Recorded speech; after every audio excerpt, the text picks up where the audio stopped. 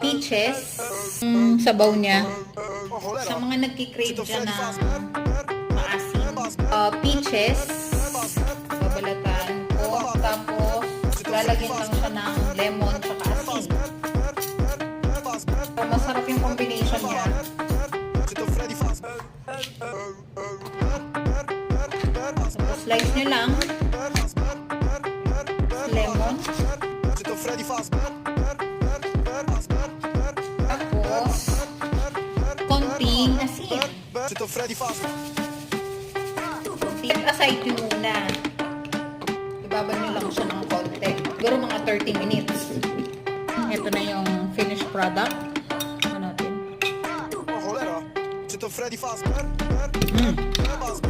Sarap. Cheers! Try nyo din.